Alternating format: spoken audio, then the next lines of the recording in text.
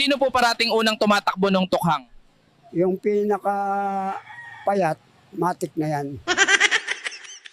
Sir, may pag-asa po ba ang Pilipinas? Meron, boss. Basta hindi ako ang magiging presidente. Sino po ang gusto nyo maging kabarkada sa Kongreso?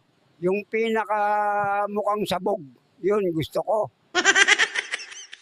Sir, gumamit na po ba kayo ng dating app? Oo.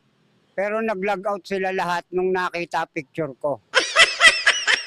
Sir, anong pinaka nakakatawang nangyari sa inyo?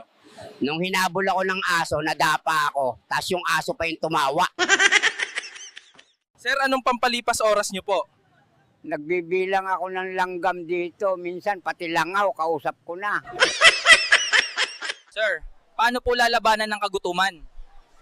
Uminom ng maraming tubig habang nanonood ng mukbang. Sir, paano ka nagpapatawa sa barangay? Ngumingiti lang. Tapos lahat ng bata takbuhan. Sir, anong wish nyo para sa mga chismosa? Sana matupad ang chismis nila para masaya naman buhay nila. Sir, kailan po kayo huling napagsabihan ng pulis? Kahapon, wala naman akong ginagawa. Di lang daw nila ako gusto makita. Sir, anong sikreto para di ka hulihin ng pulis? Maging invisible. O kaya, magpanggap na pusa.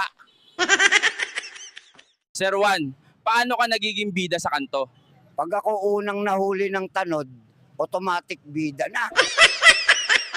Sir, paano po kayo manligaw ng babae? Tinititigan ko lang hanggang magsumbong siya sa barangay. Sir, anong pinakamasakit na narinig nyo? Yung wala ka talagang kwenta. Yeah. Tapos sinabayan ng buti pa yung aso.